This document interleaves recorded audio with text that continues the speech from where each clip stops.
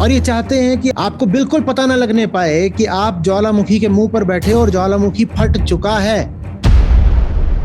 हाल ही में एक पॉडकास्ट है जो काफी ज्यादा वायरल हो रहा है और इसमें दो चीजों की बहुत ज्यादा चर्चा की गई है। ये कह रहे हैं कि हम एक सिमुलेशन में रह रहे हैं, हम माया में रह रहे हैं और फ्यूचर में पूरी कॉन्शियसनेस भी कोलैप्स कर जाएगी। इसलिए ये एक ऐसे इंफ्रास्ट्रक्चर का निर्माण करना चाहते हैं कि पृथ्वी बचे या ना बचे पर मनुष्य बचा ले जाएं। ये पृथ्वी खत्म हो जाए, इंसान को बचाना है। वाह रे वाह। मनुष्य के शरीर में 70% पानी है और पृथ्वी की सतह पर भी 70% पानी है। आपको दिखाई नहीं दे रहा कि हम पृथ्वी ही हैं और आप ऐसी जगह जा रहे हो जहां पानी की बूंद भी नहीं है, जहां अलग से प्लांट लगा करके बस किसी तरीके से इतना पानी दिया जाएगा कि पी के जिंदा रह लो। अगर प्लेनेट बदल गया तो आपने ये जितनी गजलें लिखी हैं, ये जितनी आर्ट फॉर्म्स हैं, ये सब आपके लिए बेकार हो जाएंगी, क्योंकि माइंड बदल जाएगा। किसी और ग्रह पर जाने का मतलब है सामूहिक आत्महत्या की सोचना।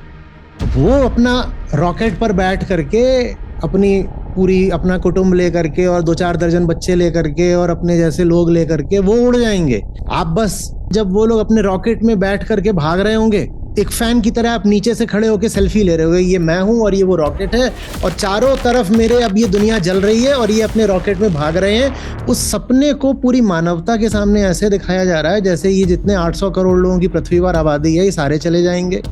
वो ये सब इसलिए कह रहे हैं ताकि क्लाइमेट चेंज की ओर आपकी नजर ना जाए, ताकि आपको लगे अच्छा क्लाइमेट चेंज से पृथ्वी समाप्ति होने वाली है तो हो जाए, हमें तो दूसरे प्लेनेट पर जाना है ना।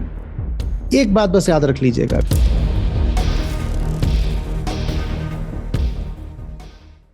प्रणाम आचार्य जी।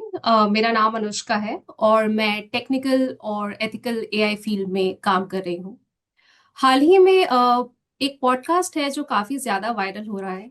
मैंने वो आज ही देखा है और इसमें दो चीजों की बहुत ज्यादा चर्चा की गई है, दो शब्द जो मेरे जहन से नहीं निकल रहे हैं। पहला है सिमुलेशन, जहां पर ये कह रहे हैं कि हम एक सिमुलेशन में रह रहे हैं, हम माया में रह रहे हैं।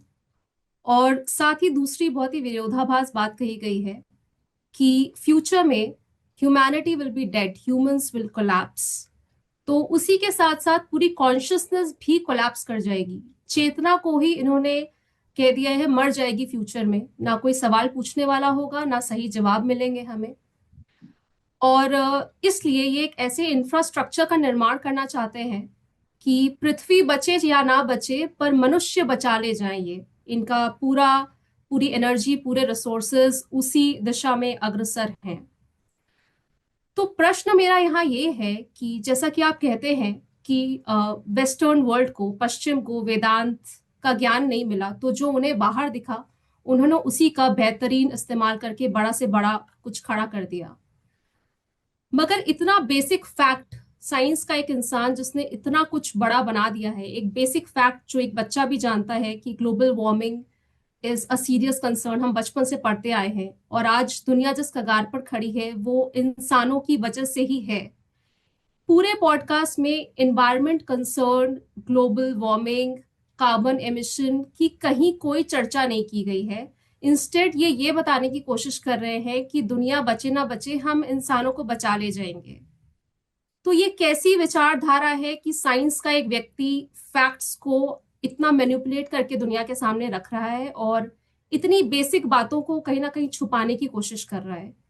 ये कैसी विचारधारा है और हम कैसे इसका सामना करें, हम कैसे इस पर तर्क करें, यही मेरा प्रश्न है। नहीं, विचारधारा की बात नहीं है, धारा का जो स्रोत है उसकी बात है, विचारक की बात है।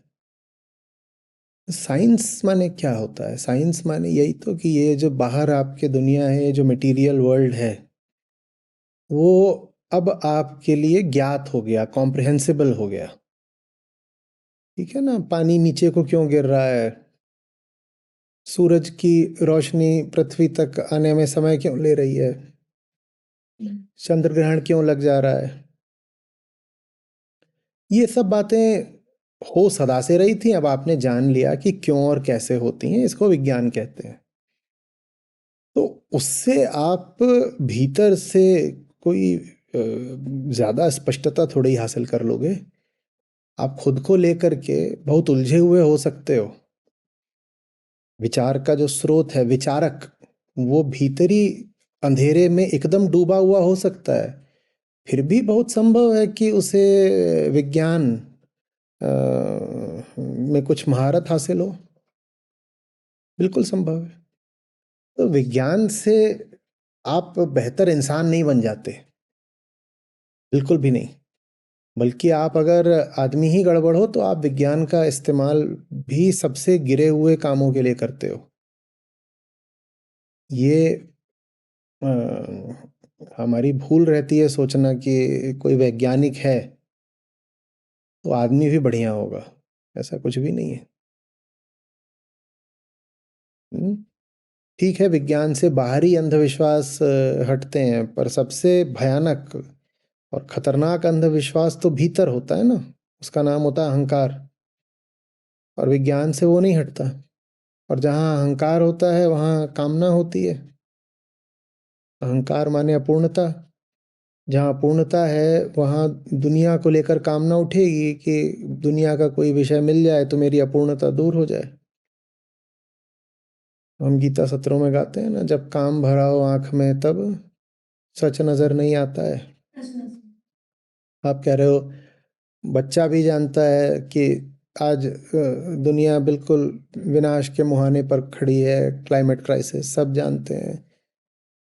तो फिर और ये जो सब बहुत सारे बड़े बड़े लोग हैं, क्लाइमेट डिनायलिस्ट्स हैं, इनको क्यों नहीं दिख रहा है? आग दह के पर धुएं से प्रकाश ढक सा जाता है, जब काम भरा हो आँख में तो सच नज़र नहीं आता है। आँख में जब कामना भरी हो तो सच्चाई नहीं दिखाई देती। और कामना कब भरी होती है? जब आपको दुनिया का बहुत पता होता है, अपना कुछ भी नहीं पता होता। और ऐसे लोग बहुत खतरनाक हो जाते हैं, बहुत खतरनाक हो जाते हैं। पृथ्वी खत्म हो जाए, इंसान को बचाना है। वाह रे वाह! इंसान, जिसको आप इंसान बोलते हो, उसकी रग रग पृथ्वी है। पृथ्वी नहीं रहेगी तो इंसान कहाँ से रहेगा? कई बातें इसमें, ये पहली बात है। आपका जो कद है वो पृथ्वी के व्यास से निर्धारित हो रहा है। पृथ्वी की जो ग्रेविटी है ना, वो आपकी हाइट तय कर रही है।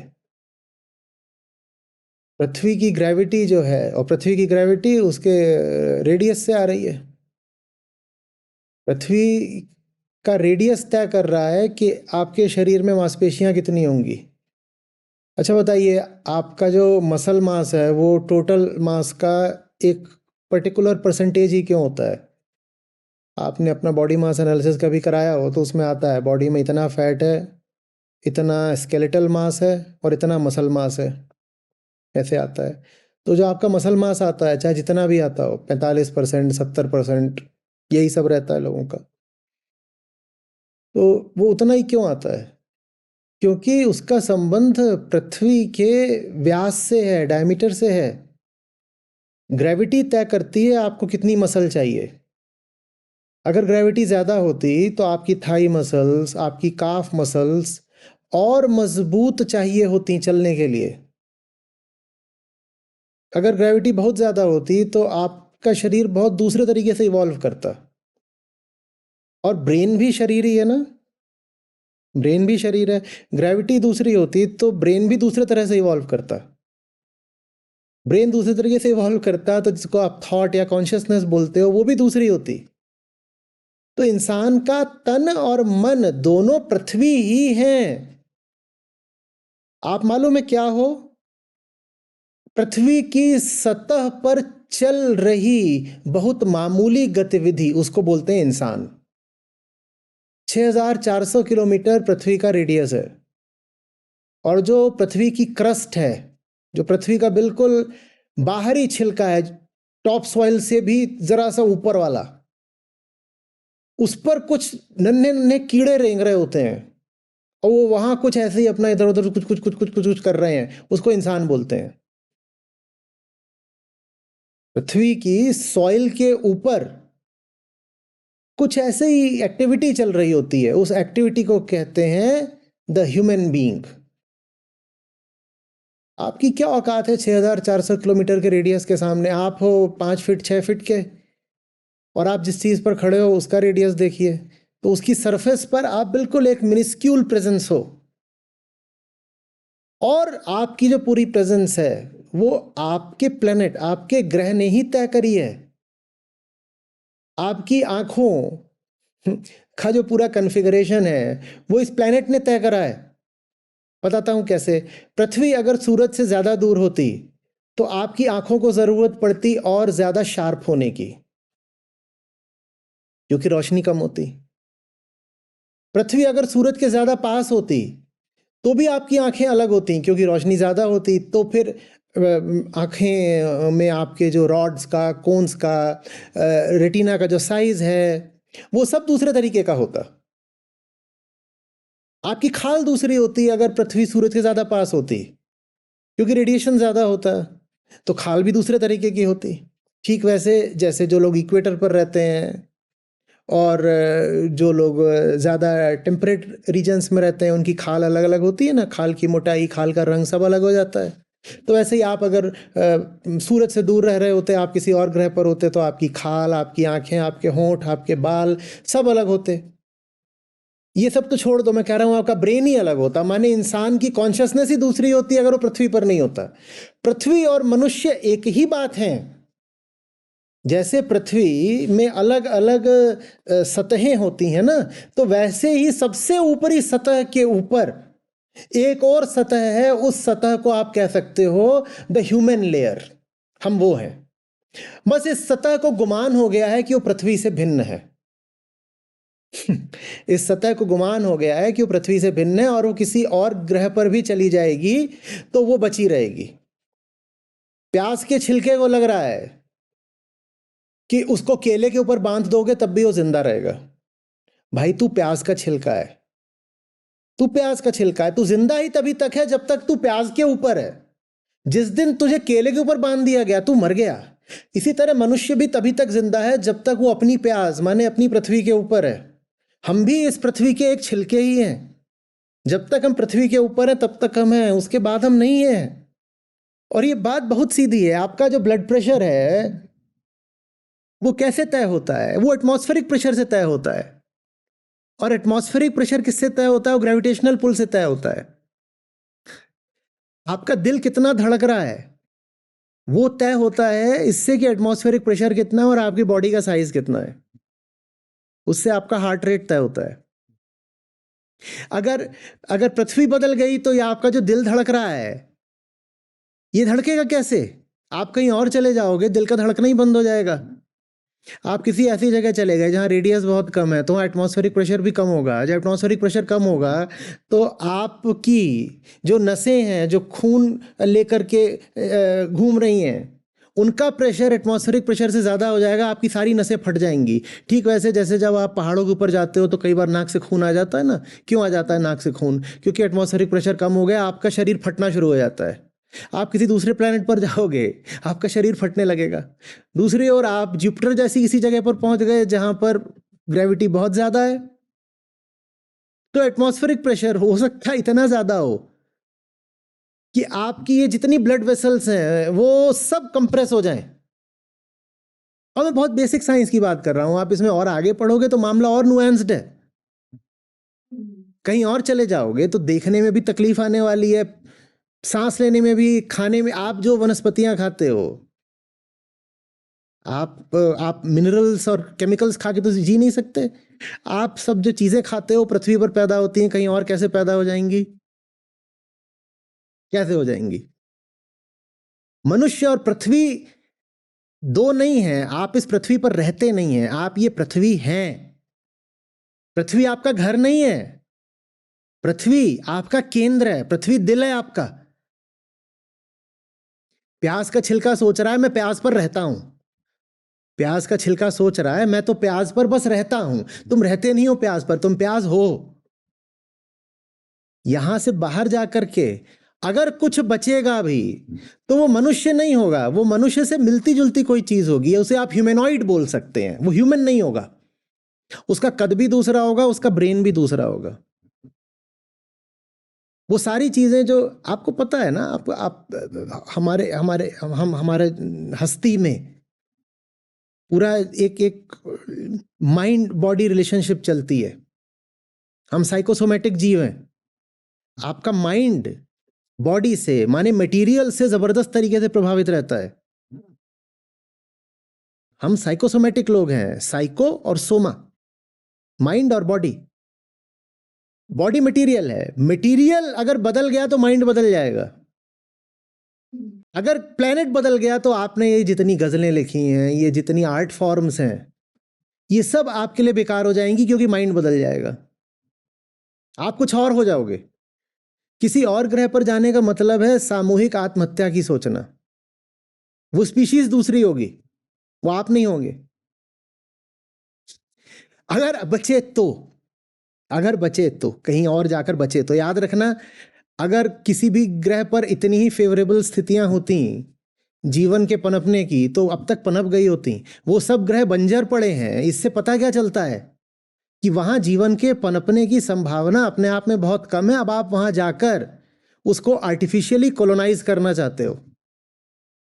जहां पर अपने आप जीवन कभी नहीं पनपा, वहां पर आप जाकर कृत्रिम रूप से जीवन बसाना चाहते हो। अगर वो जगह इतनी अच्छी होती तो उनमें आज तक अपना जीवन क्यों नहीं है? बहुत अब तो हमारे पास ये सब जो लो फ्लाइंग सैटेलाइट्स होते हैं, आप उन्होंने तस्वीरें ली हुई हैं। आप सैटर्न की, जुपिटर की, मार्स की, मरकरी की, इनकी सबकी सतहों की तस्वीरें देखिए और फिर अपने आप से पूछिए, मैं यहाँ बसना चाहती हूँ क्या? मैं यहाँ बसना भी चाहती हूँ। मिट्टी नहीं है भाई वहाँ। ज़्यादातर लोगों ने तस्वीरें देखी भी हैं तो चंद्रमा की सतह की देख ली हैं। हमारा चंद्रयान चला गया है, या नील आर्मस्ट्रॉन्ग के समय की, अच्छा चट्टान जैसा होता है। नहीं भाई, वैसा भी नहीं होता। कई तो ग्रह ऐसे हैं जिनकी सतह ही गैस की है। कई ऐसे हैं जो थोड़ा दूर वाले हैं, ठंडे वाले हैं, जहां गैसें भी जमी हुई हैं, जहां पर कार्बन डाइऑक्साइड तक जम गई है, सॉलिडिफाई हो गई है। आप वहां रहना चाहते हो? कई ऐसे हैं जहां पर सैकड़ों डिग्री तापमान की लगातार आंधियां चलती रहती हैं। आप वहां रहना चाहते हो? लेकिन अगर पृथ्वी को पूरा बर्बाद कर दिया, ठीक है, तो कहीं और रहना पड़ेगा। ठीक वैसे ही जैसे जो आईएसएस था, इंटरनेशनल स्पेस स्टेशन, उसमें कुछ लोग रह लेते थे। वो कैसे रह लेते थे? वो रह लेते थे बहुत सारे रिसोर्सेस कंज्यूम करके।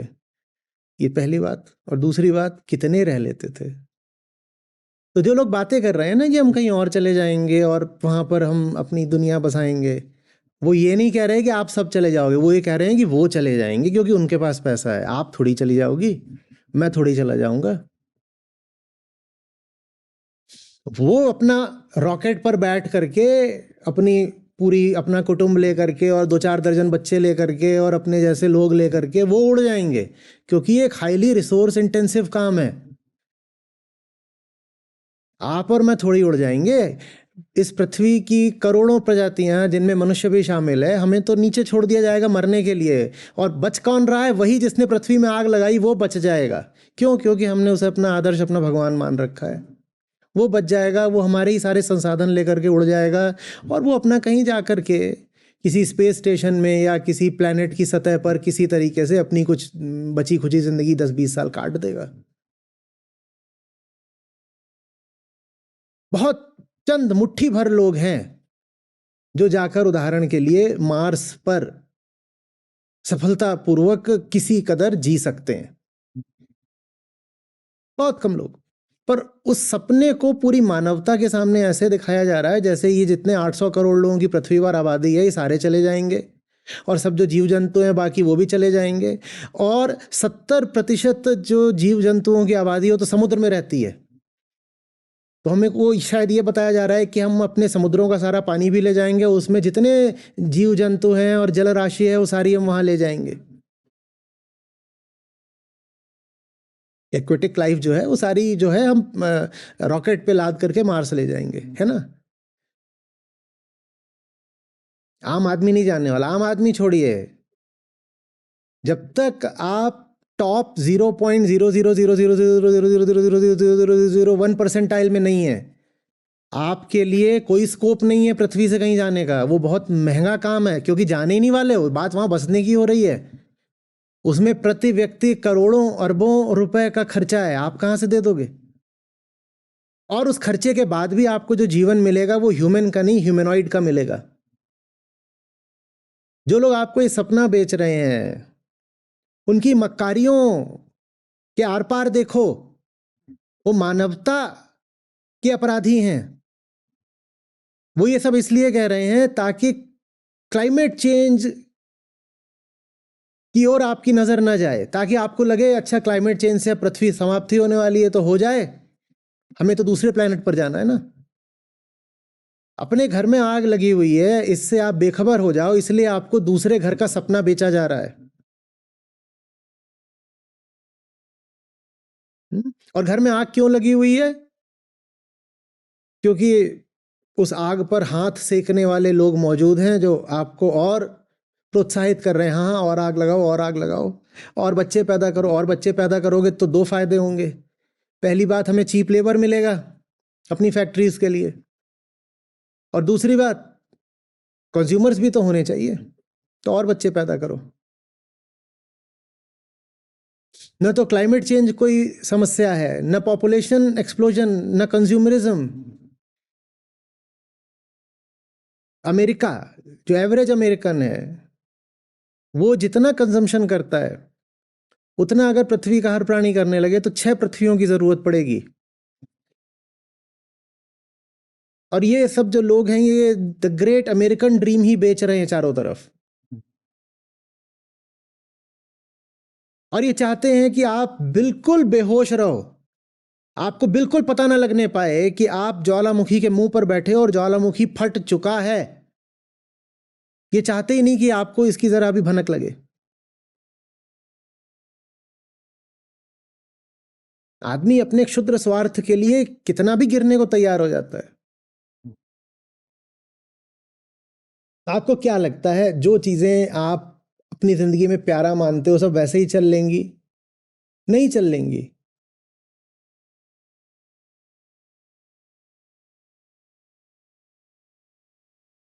टाइड्स है, लूनर एक्टिविटी है, लूनर मंथ है, इनमें आप देखते नहीं हो कि एक सिंक्रोनाइजेशन होता है। और आप ऐसी जगह जा रहे हो वहां ना चांद है ना चांद नहीं है, तो वहां तो ऐसा कुछ नहीं है कि महीना फिर 28 या 30 दिनों का ही होगा, कि होगा। और उस चीज का संबंध मनुष्य शरीर से भी है। अब क्या होगा, अब कैसी कैसी दुनिया होगी, वो कैसी जिंदगी होगी वहां पर? मनुष्य के शरीर में 70% पानी है, और पृथ्वी की सतह पर भी 70% पानी है। आपको दिखाई नहीं दे रहा कि हम पृथ्वी ही हैं?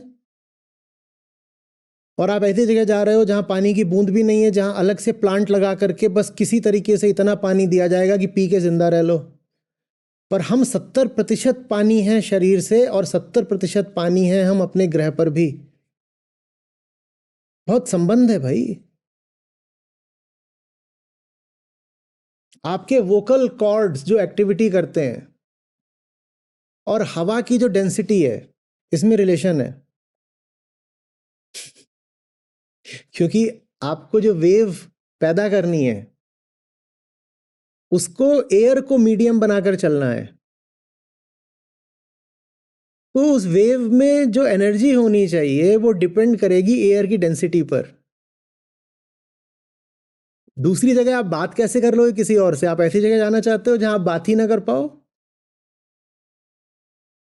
आप क्या सोच रहे हो, आप वहां खड़े हो जाओगे एक दूसरे से बात कर लोगे? अरे भाई, हमारी जो वेव्स हैं वो इलेक्ट्रोमैग्नेटिक वेव्स नहीं है, उन्हें मीडियम चाहिए होता है। हवा नहीं है तो दूसरे से बात कैसे करोगे?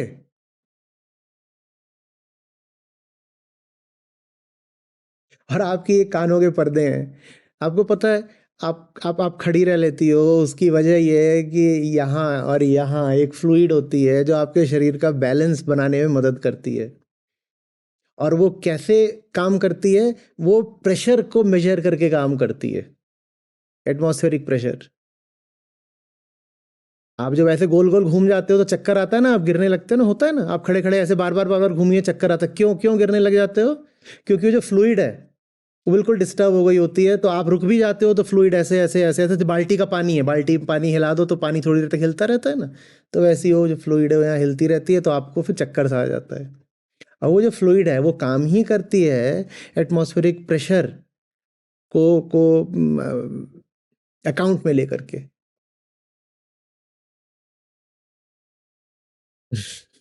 आप प्लेन में जाते हो, थोड़ा सा प्रेशर बदलता है तो क्या हो जाता है कानों में, और जब प्रेशर पूरा ही बदल जाएगा तो क्या हो जाएगा आपका?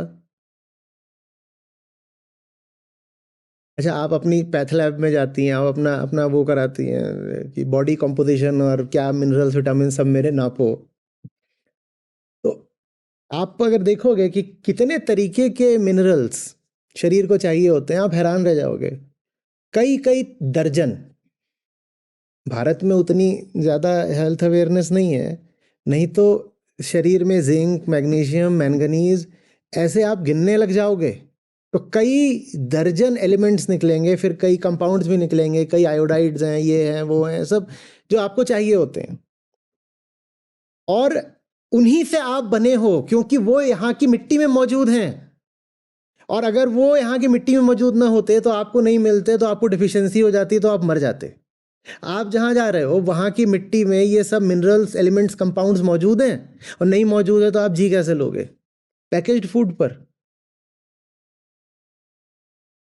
और बताता हूँ, आपके जीने के लिए सिर्फ खाना नहीं चाहिए होता है, आपको बहुत सारे अच्छे वाले बैक्टीरिया भी चाहिए होते हैं। हम सिम्बियोटिक जीव हैं। आप सोचते हो द ह्यूमन बीइंग एक व्यक्ति नहीं है, वो अपने आप में एक सिस्टम है। हमारे भीतर न जाने कितने और स्पीशीज हैं जो काम कर रहे हैं, तब जाके हम चल पा रहे हैं। आप एंटीबायोटिक्स बहुत सारी खा लो, आपकी तबीयत खराब हो जाएगी, बताओ क्यों? क्योंकि वो आपके भीतर न जाने कितने तरह के बैक्टीरिया को मार देंगे, और फिर आप गड़बड़ हो जाओगे एकदम। और वो बैक्टीरिया सिर्फ आंतों में नहीं होते, वो बैक्टीरिया शरीर के बाकी हिस्सों में भी होते हैं और बहुत इंपॉर्टेंट रोल अदा करते हैं। बहुत सारे वो जो बैक्टीरिया हैं वो हमें कहाँ से मिलते हैं? मिट्टी से मिलते हैं। उनमें से कुछ तो हमें हवा से भी मिलते हैं। आप जहाँ जा रहे हो वहां पर आपको ये जो बाकी स्पीशीज हैं ये भी मिल जाएंगी, इनके बिना आप कैसे जी लोगे? लेकिन हम जिस दुनिया में रह रहे हैं ना, वहां पर क्राइसिस ऑफ मैच्योरिटी है। सब इन्फेंट्स हो गए हैं, द इन्फेंटलाइजेशन ऑफ इंटेलेक्ट ये हुआ है। 60 60 70 साल वाले हैं, वो बच्चों ऐसी बातें कर रहे हैं, उनका मुंह भी बच्चों ही जैसा हो जाता है। बिल्कुल बच्चे हो गए हैं लोग, अब ग्रो अप करते ही नहीं, कोई मैच्योरिटी नहीं है, आपने नोटिस किया होगा। और बल्कि इस बात में लोगों को नाज होता है कि मैं तो देखो 60 का हो गया हूं, लेकिन अभी भी मैं 20 साल वालों जैसी बात करता हूं। वो यूथफुलनेस नहीं है, वो रिग्रेशन है, वो एक तरह का रिटार्डेशन है। और जो बातें आप बता रही हैं कि हो चल रही हैं दुनिया में, वो वही है, द क्राइसिस ऑफ मैच्योरिटी। कोई कोई मैच्योरिटी नहीं है किसी किस्म की। बिल्कुल बिल्कुल ऐसी बातें जैसे 5 साल का बच्चा कर रहा हो, हवा हवाई कार्टून शो है जैसे। एक एक एक एक गुड्डे को एक प्लेनेट से उठा के दूसरे प्लेनेट पर रख देना है, कार्टून शो चल रहा है ना।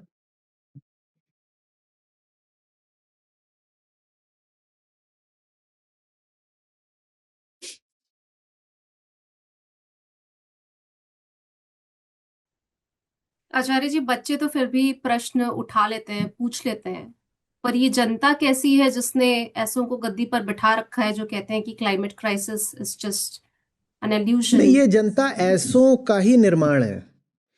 ये जो लोग हैं जो कह रहे हैं climate crisis is just a hoax, ये इस जनता को ऐसा बनाने में स्वार्थ रखते हैं। जनता जितनी गिर गई है उसको गिराने में ऐसों का ही तो हाथ रहा है। पॉपुलर मीडिया कौन कंट्रोल करता है? मुश्किल से दुनिया में 1 दर्जन लोग। और आप दिन रात मीडिया कंज्यूम कर रहे हो ना, उस मीडिया का ही इस्तेमाल किया जाता है आपको इन्फेंटलाइज करने के लिए, आपको इमेच्योर बनाने के लिए। टीवी पर ये जो आपको बेहुदी चीज़ें दिखाई जाती हैं वो यूं ही नहीं दिखाई जाती, उसके पीछे एक गहरी बात है। वो बात ये है कि इंसान का दिमाग इतना कुंद कर दो कि वो कुछ भी गहरी बात समझने के या गहरा विचार करने के लायक ही ना बचे। उसके बाद तुम कुछ भी बेच सकते हो। टीवी है, सोशल मीडिया एल्गोरिदम किस चीज को फेवर करते हैं? विजडम कंटेंट को? सचमुच नहीं। टीवी पर जो आप देख रहे हो क्या करता है, वो आपको और ज्यादा बेवकूफ बना देता है। जो जितना टीवी देख रहा है वो उतना बेवकूफ हो रहा है दिन ब दिन। उसकी हार्ड वायरिंग तक बदल रही है, इस पर प्रयोग हो चुके हैं। आप ज्यादा टीवी देखिए, आप एकदम बेवकूफ होते चले जाते हैं। और टीवी में भी खासकर वो कार्यक्रम जो महिलाओं को टारगेट करके बनाए जाते हैं, वो है ही इसीलिए ताकि वो यहां से बेवकूफ बनी रहे। तो जनता जब इन्हीं के द्वारा तैयार है, इन्हीं चंद लोगों ने जनता को तैयार किया है,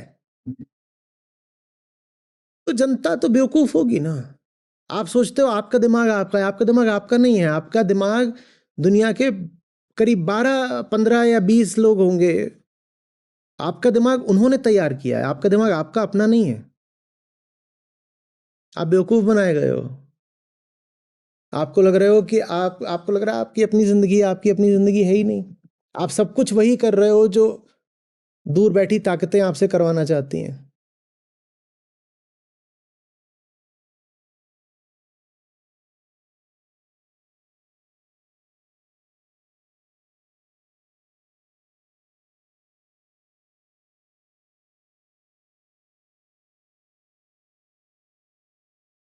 और मैं कोई बहुत गहरी बातें नहीं बता रहा हूं। मैं जो बातें बोल रहा हूं वो आप साधारण सर्च भी करोगे तो आपको पता चल जाएंगी।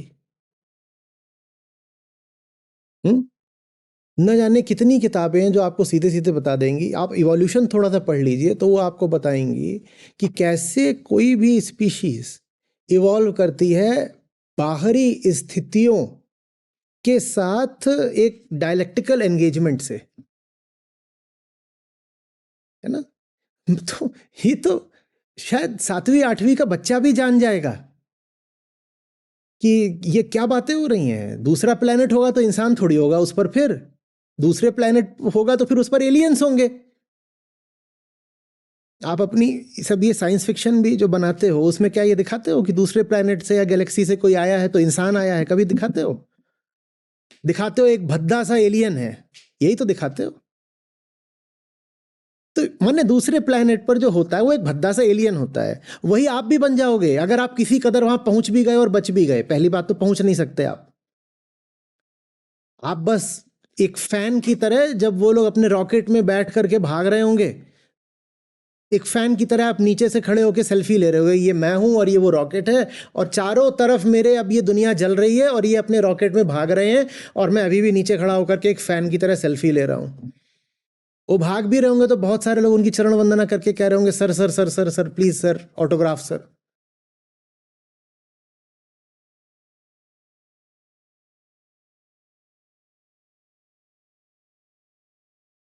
एक उन्होंने कीड़ा बेचा है, बेचा नहीं है, इम्प्लांट कराया आपके खोपड़े पर। जानते हैं उसका क्या नाम है? पॉजिटिविटी। जो कहते हैं don't be realistic, be positive. सच्चाई मत देखो, ख्वाब सजो। सच्चाई मत देखो, कामना के घोड़े पर सवार होकर बादलों में उड़ जाओ। ये पॉजिटिविटी है। मैं जो भी कुछ बोल रहा हूं उसको बोलेंगे वेरी नेगेटिव, वेरी नेगेटिव, एकदम नेगेटिव बातें कर रहा है आदमी। जबकि जो मैं बात कर रहा हूं यथार्थ है, जमीनी बात है। मैं जो बात कर रहा हूं वो साइंस है। आप साइंस को नेगेटिव बोलना चाहते हो तो बोलो। मैं जो बात कर रहा हूं साइकोलॉजी है, उसको नेगेटिव बोलना चाहते हो, फिलॉसफी है, नेगेटिव बोलना है, बोलो।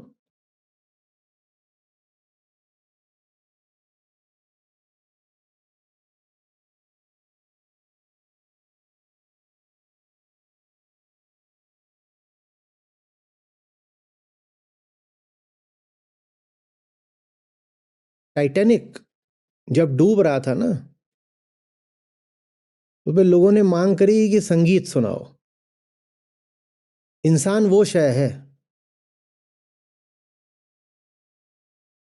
वो बहुत पॉजिटिव लोग थे, बोल रहे थे हम ये जानना ही नहीं चाहते हैं कि डूब रहा है, कुछ नहीं डूब रहा है, ब्रिंग ऑन द म्यूजिक। और वो म्यूजिक बिल्कुल ऐसा, आसमान में उड़ गए, यहां बैठ गए, चांद है, तारे हैं, परियां हैं।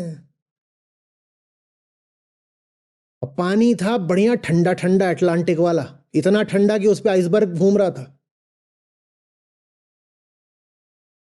और ये बढ़िया अपनी सब गरम गरम सारी आउटफिट्स डाल करके क्या कर रहे हैं, म्यूजिक सुन रहे हैं। और उसके 5 सेकंड 10 सेकंड बाद वो बढ़िया ठंडा ठंडा फ्रीजिंग कोल्ड वाटर, उसी में आपकी फ्रोजन ग्रेव बननी थी। ये है पॉजिटिविटी।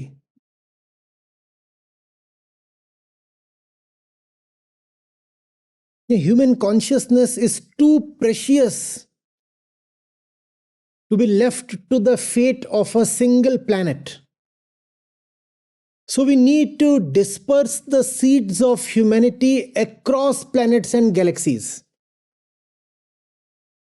क्या खाकर आए हो, क्या पिया है? Human consciousness is this planet itself. वही प्याज के छिलके वाली बात, वो कह रहे हैं कि ह्यूमन कॉन्शियसनेस इतनी प्रेशियस चीज है कि उसे हम सिर्फ एक प्लैनेट पर कैसे छोड़ सकते हैं। उस प्लैनेट पर कोई एस्टेरॉयड आके टकरा गया तो ह्यूमन बीइंग से क्या होगा। इसमें जो मूल अज्ञान है वो ये है कि आप सोच रहे हो कि मनुष्य और पृथ्वी अलग अलग हैं। नहीं, अलग अलग नहीं है, विज्ञान की दृष्टि से भी नहीं है और अध्यात्म की दृष्टि से भी नहीं है। स्वयं को प्रकृति से भिन्न मानना, इसी को अहंकार कहा गया है, जो कि मूल माया है।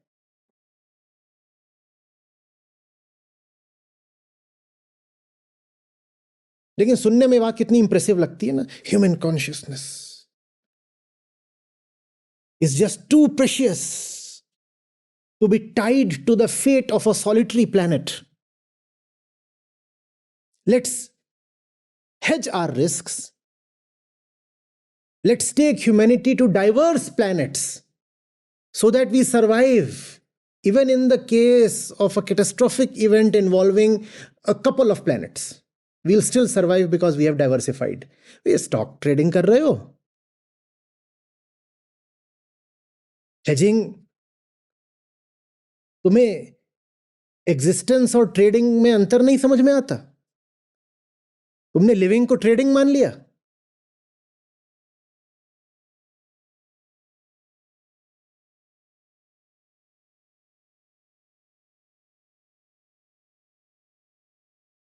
एक बात बस याद रख लीजिएगा, we don't live on this planet, we are this planet.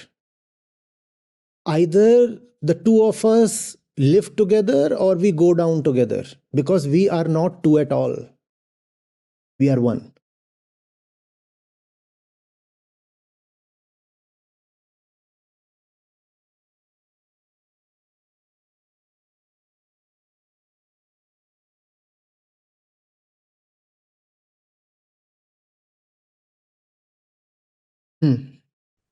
धन्यवाद आचार्य जी।